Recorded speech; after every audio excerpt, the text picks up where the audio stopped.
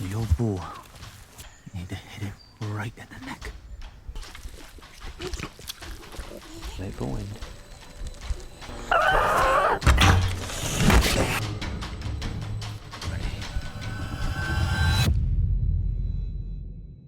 The movie begins with a young boy named Jimmy and his sisters watching cartoons at home. Suddenly, the peace is broken by people screaming and running in terror outside.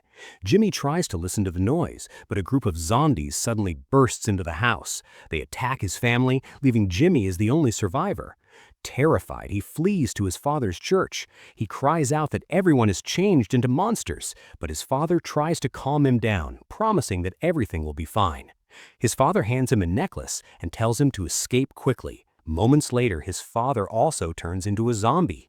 With no one left to help him, Jimmy has no choice but to run away from his home. 28 years pass, and a teenager named Spike wakes up for a big day. He lives on an island with a small group of survivors. This island is special because a walking path to the main shore only appears when the ocean tide is low. Spike heads down for breakfast with his father, Jamie. Upstairs, Spike's mother, Isla, wakes up from a bad dream. She is very ill. Jamie goes to her room first, followed by Spike.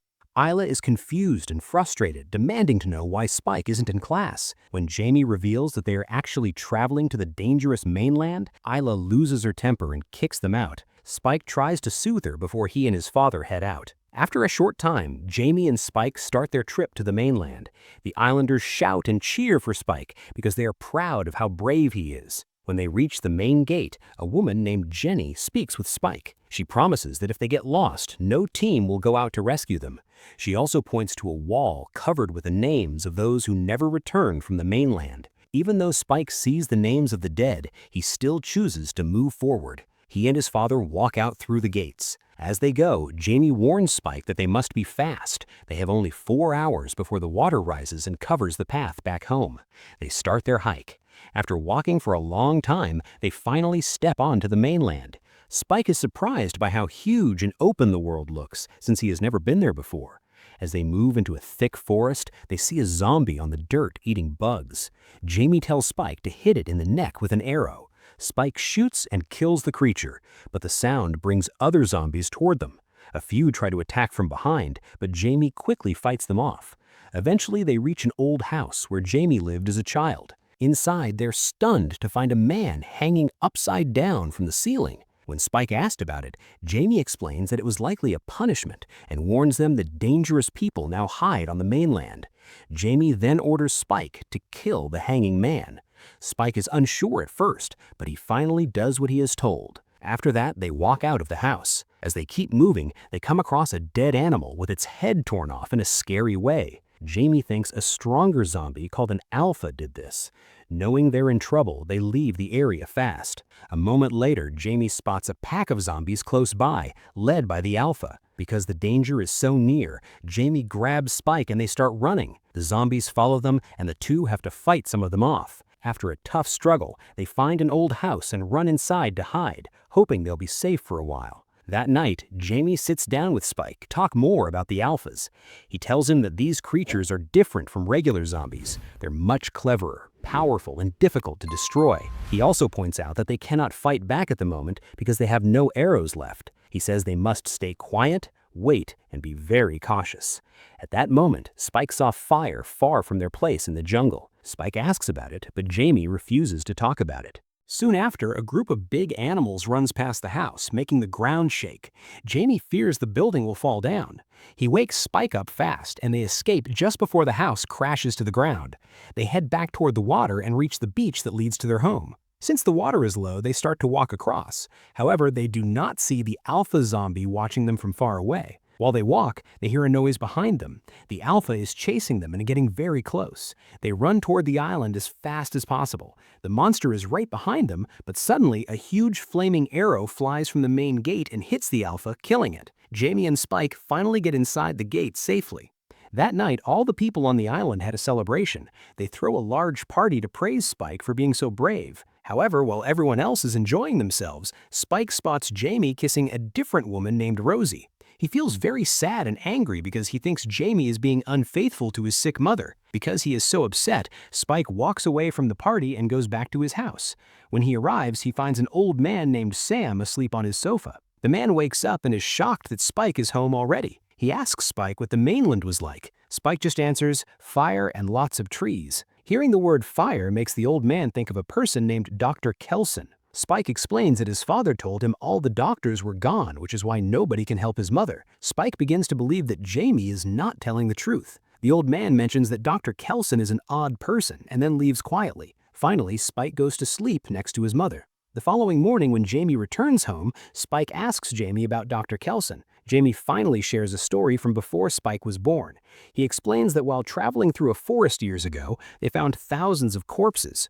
A man called Dr. Kelson was pulling the bodies into a large fire. Because of this scary sight, everyone stayed away from him. Spike then asks the truth about his mother's sickness and if she is going to die. Jamie tells a lie and says she will be fine, but Spike knows his father is hiding the truth. Spike then mentions the woman he saw Jamie kissing at the party. This makes Jamie fly into a rage and he slaps Spike. Terrified and in pain, Spike runs to his mother's side to hold her. When Jamie tries to get near them, Spike pushes him back and yells at him to stay away. Feeling frustrated and full of anger, Jamie storms out of the house. A short time later, Spike starts a tiny fire near the guard station by the gate. While the guards are busy checking on the smoke, Spike grabs his mother and slips through the main gate toward the mainland. As they begin their walk, Spike explains to his mother that she is very sick and that they are traveling north to find a doctor who can help her.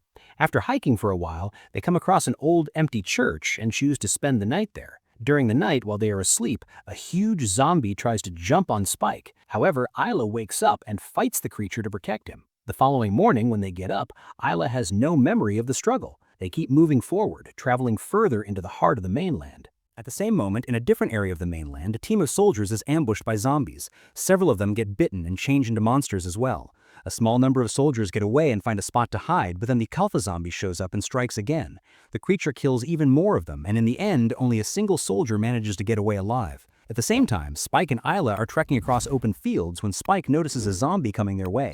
He kills it fast, but many more monsters start to appear. They run away and hide inside an old empty gas station, unaware that the building is filled with very dangerous gas. The zombies chase them inside and trap them. Just as the situation becomes desperate, a soldier arrives and rescues them by taking out the zombies.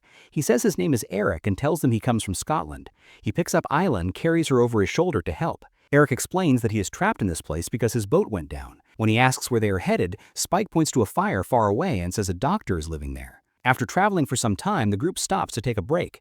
While Eric and Spike are talking, Isla suddenly seems like her old self again and begins walking silently toward the fire. Spike and Eric follow her immediately. As they move, they hear an unusual zombie cry and head toward the noise. In the shadows, Isla finds a pregnant zombie that is suffering. Surprisingly, Isla is able to calm the creature.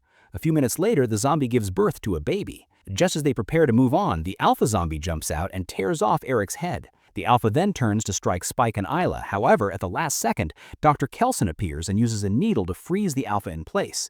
He explains that he rubs iodine on his skin to keep the virus from spreading into his body. The doctor leads them to his laboratory and shows Spike how he examines the dead bodies and creates models of their skulls. Spike begins to assist him with this task. The doctor hands Spike the skull of Eric and tells him to find a spot for it on the wall. He then asks Spike about the newborn baby. Spike explains that even though the mother was infected, the baby is not a zombie. Finally, Spike reveals the true reason for their visit, his mother's serious illness. After checking Isla, the doctor tells Spike that she has cancer. Spike begins to spiral into a panic, but Isla quietly comforts him. While Spike is looking away, the doctor suddenly hits Isla with a poisoned dart. She dies right away, but it is revealed that Isla and the doctor had agreed on this together to end her pain. The doctor then hands the baby to Spike. In an emotional moment, Spike takes his mother's skull and puts it at the very top of the wall to show her respect. Suddenly, the Alpha zombie bursts in. Spike and the doctor attempt to hide, but the monster grabs the doctor and tries to kill him. Spike quickly picks up a poisoned dart and drives it into the Alpha's hand. After the struggle, the doctor tells Spike it is time to go back home and raise the baby. 28 days pass. Spike sends a message to the island and delivers the baby to his people. In his letter, he tells them that he found the doctor and that the man was actually very kind. He also shares that the baby is healthy and free of the virus, but that Isla has passed away. When Jamie reads the note, he rushes toward the beach to search for Spike. However, the water has already risen and the high tide blocks his way, leaving him stuck on the island. A while later, while Spike is cooking a fish by himself, things take a turn for the worse. An infected creature suddenly appears. Spike takes it out without a second thought, but more of them start to appear. Just as he is about to be trapped by the pack, a stranger arrives. It is Jimmy, the boy from the very beginning of the story. He is now a grown man and the leader of a different colony. Around his neck he wears his father's crucifix, but it is hanging upside down. Jimmy praises Spike for staying alive against all odds and invites him to join his community. Just as he is being trapped, they fight against zombies and rescue him. Their leader walks to the front and says his name is Jimmy. With that final reveal, the film comes to an end. If you enjoyed this movie recap, please leave a like and subscribe for more videos. To get the most out of the story, be sure to watch the full movie for the complete experience. This is Movie Mystery Lab, signing out.